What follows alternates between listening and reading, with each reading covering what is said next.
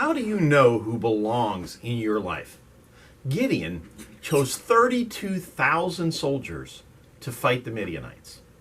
But the truth is, you don't need lots of people in your life.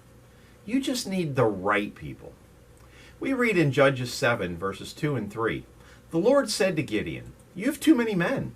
I cannot deliver Midian into their hands, or Israel would boast against me. My own strength has saved me. Now announce to the army, anyone who trembles with fear may turn back and leave Mount Gilead.' So 22,000 men left, while 10,000 remained." The dude just lost 2/3 of his army. But God told him he still had too many. Take a look at verse 4. "But the Lord said to Gideon, 'There are still too many men. Take them down to the water, and I will thin them out for you there. If I say, this one shall go with you, he shall go. But if I say, this one shall not go with you, he shall not go.'" So consequently, Gideon ended up with just 300 soldiers, less than 1% of what he started out with. But they won the day. Don't worry about numbers. We get caught up in how many people follow us or like us or watch things that we post, or we get caught up in all that stuff. But God can still do more with less.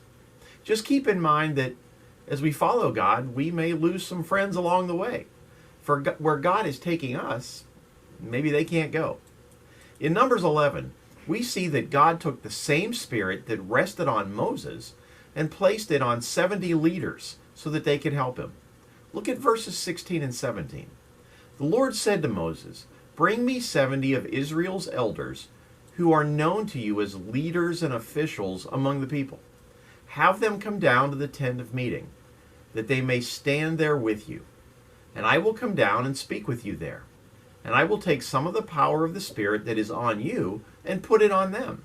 They will share the burden of the people with you, so that you will not have to carry it alone.'" That is what we need. People who have the same Spirit that we do. The Holy Spirit. And just because someone is talented doesn't mean they belong in your life. If spiritual gifts are the standard that we use to measure the value of others, what do we do with Balaam's donkey? Look at this story in Numbers 22, verses 21 to 33. "Balaam got up in the morning, saddled his donkey, and went with the Moabite officials. But God was very angry when he went, and the angel of the Lord stood in the road to oppose him. Balaam was riding on his donkey, and his 2 servants were with him. But when the donkey saw the angel of the Lord standing in the road with a drawn sword in his hand, it turned off the road into a field. And Balaam beat it to get it back on the road. Then the angel of the Lord stood in a narrow path through the vineyards, with walls on both sides. When the donkey saw the angel of the Lord, it pressed close to the wall, crushing Balaam's foot against it. So he beat the donkey again. Then the angel of the Lord moved on ahead and stood in a narrow place where there was no room to turn, either to the right or to the left. When the donkey saw the angel of the Lord, it lay down under Balaam, and he was angry and beat it with his staff.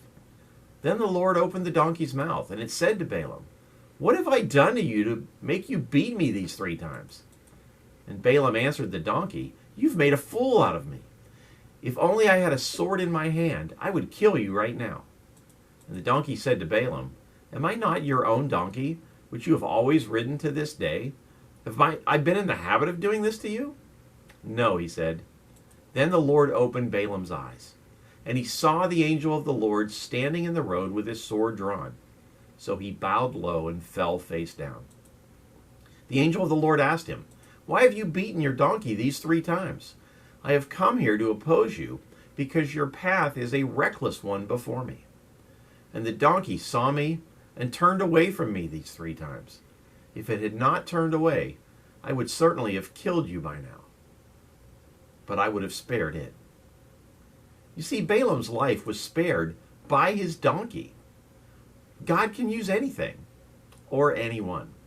The important question is, does the person that I am trusting in my life right now have the right spirit? As we work with others, we need to recognize that we all have certain things in common. People like to feel special, so compliment them and make sure it is genuine. People want a better tomorrow, so give them hope. People want direction, so lead them.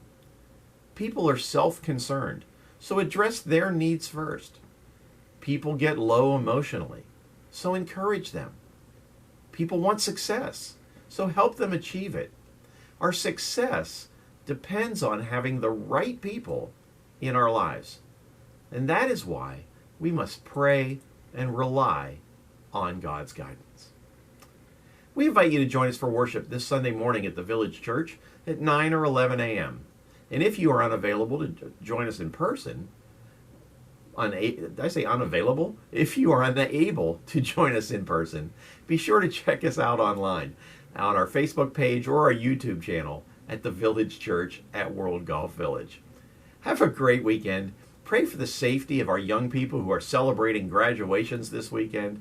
And I will see you right here on Monday with more from the Word for You today.